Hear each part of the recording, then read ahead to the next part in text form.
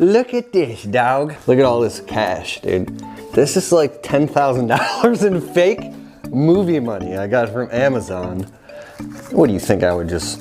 Anyways, all right, I want to talk about how to grow a six-figure business. My buddy Paul Jameson just made this book right here, Cut That Grass and Make That Cash on Amazon. But anyways, here's how you start any business for that matter, specifically from zero, from nothing, and you can very quickly, within a couple years, grow it to a six-figure annual revenue business. And I can see this clearly because I've done it, but if you're just getting started, there's all these things that you don't see. Number one most important thing that you need if you're going to start a business and get it up to six figures, a full-time business,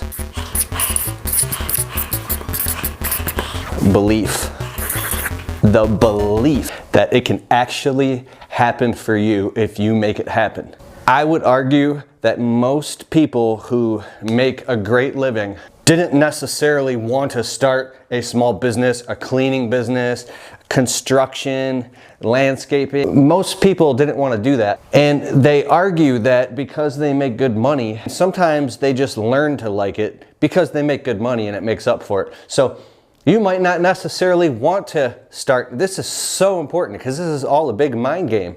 All of the how-to stuff doesn't matter if you don't have your mindset straight. If you can get excited about entrepreneurship in general, that you get to be your own boss and call the shots and build a business from your mind into reality, how you see fit, and actually generate revenue and do positive things in the world, and you have the belief that it can happen for you, it actually doesn't matter as much of what the thing is getting started. It doesn't matter that much that you're cleaning houses, cleaning windows, or doing landscaping, or mowing lawns, or whatever you decide to do. Because the most important part of this whole scenario is belief.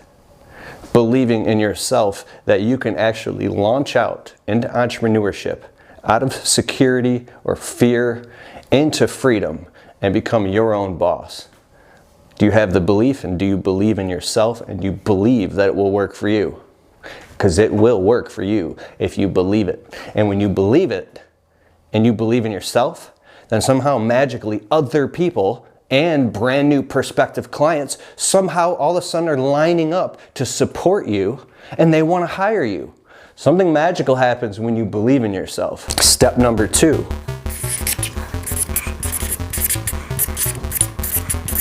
Game plan, son.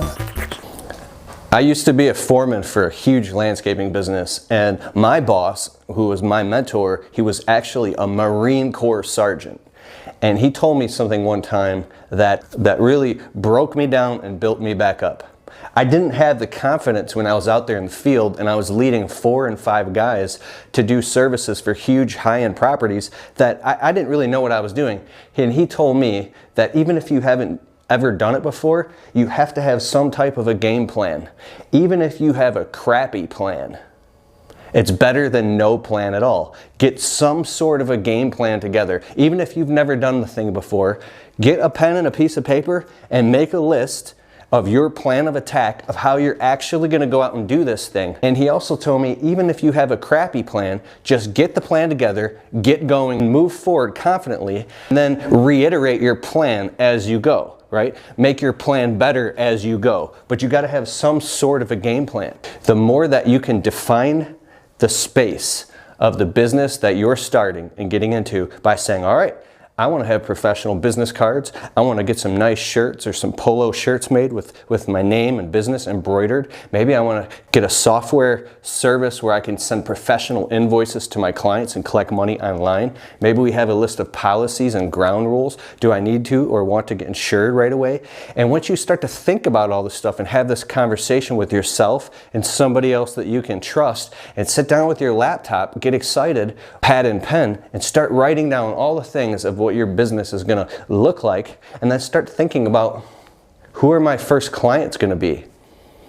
If you don't know, then ask a little bit deeper, because you got to know at least 100 people, and then out of those 100 people, they all know about 100 people, so that's about 10,000 people that you have access to right now. You have social media, Facebook, LinkedIn, Instagram. When you get a game plan together and you start to materialize this game plan, now you can move forward with a plan of attack backed by a belief that this thing is going to work.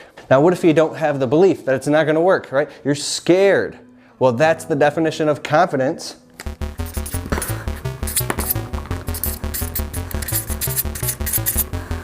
Which is step number 3. Confidence is the belief, your belief in your ability to figure things out. Do you believe in yourself to create a game plan? Do you have the confidence to believe in your ability to figure things out as you go? Of course you don't know all this stuff right now. You don't know about license and insurance and taxes. What type of corporation or entity should you create with your business? How do you find a tax advisor? How do you hire employees? How do you make them W-2 employees? How do you register a business? How do you get clients? How do you market how do you do all this stuff? If you quit beating yourself up and give yourself a chance and have a little bit of confidence in yourself and your belief to figure things out, right? Remember that red easy button? That was easy.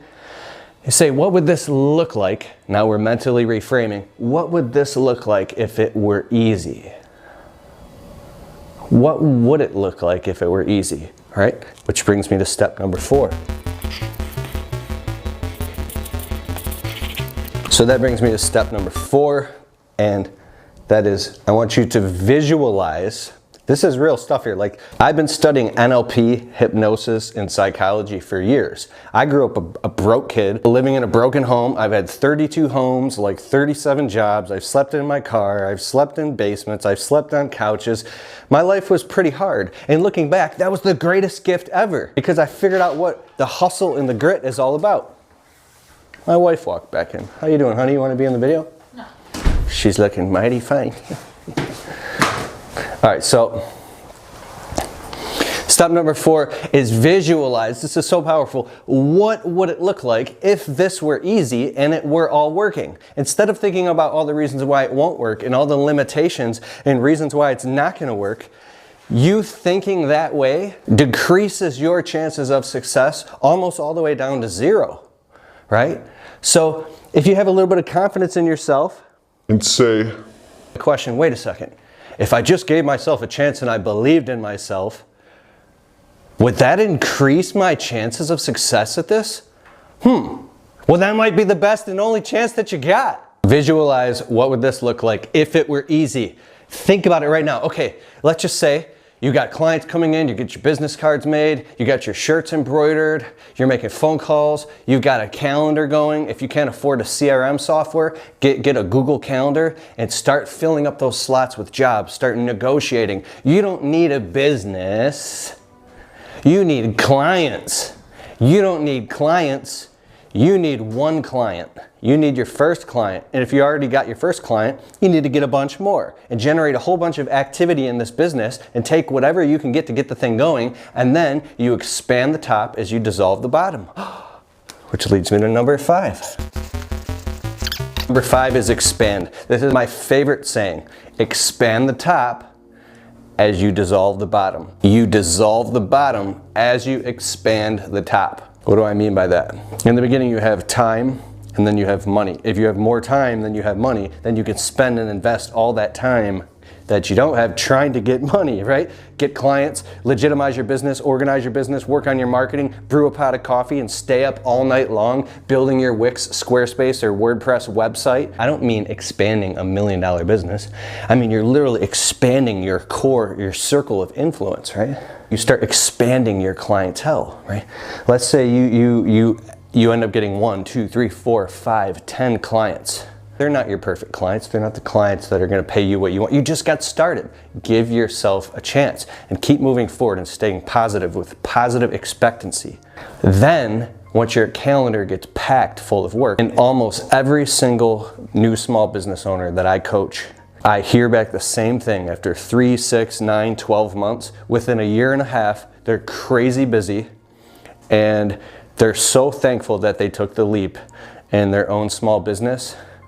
And what they were previously afraid of before they knew anything was they were afraid it wasn't going to work. They were afraid to start. They were afraid of how they're going to balance this with their job or leave their job and go full time. And they were consumed with fear of how were they going to feed their family. But then once they got around a circle and a community of like-minded small business owners who had already taken the leap and they were already progressively down the path and doing it in multiple 6- and 7-figure businesses, they grew the confidence, they made a game plan, they believed in themselves, they took the leap, and they moved forward confidently in the direction of their dreams, and the universe supported them. And then within a year and a half, as long as they hustled, I talked to all of them, and they're swamped busy with tons of work, and they would never look back ever again. So at this point here with number 5, with expand, that means once you get a lot of activity going in the business and you're busy, now you can start to comb back through and say, you know what? I want to raise my prices a little bit. Now you develop the real skill sets of learning how to have difficult conversations with customers and how to learn your value and your self-worth and prove that you are who you say you are. Because once you've gone through all these steps and you've gone out for 3, 6, 9, 12 months and you've hustled your tail off and you've got your little business going and off the ground and now it's generating income, now you're confident, you're sweating, you're doing it, right? You get these long nights, you've gone through the stresses, up all night searching on Google, calling people, trying to figure out how to get through these little, like all that stuff is good stuff because you're actually in the playing field and you're doing it. Now you grow a little bit more confidence. Now you had that difficult conversation with the customer. Hey, I'm kind of busy now, and we're going to have some changes. I'm raising all my prices 10%. Not too much for you. I've raised everybody else's prices, but I'm grandfathering you in because you were with me. You supported me when I first got started, and I appreciate you. I'm only going to raise your price 10%. And I'll keep your price the same if you give me 3 referrals. But don't tell the referrals that the deal that I give you. Stuff like that, right? And you'll learn all that stuff as you go. And little by little by little,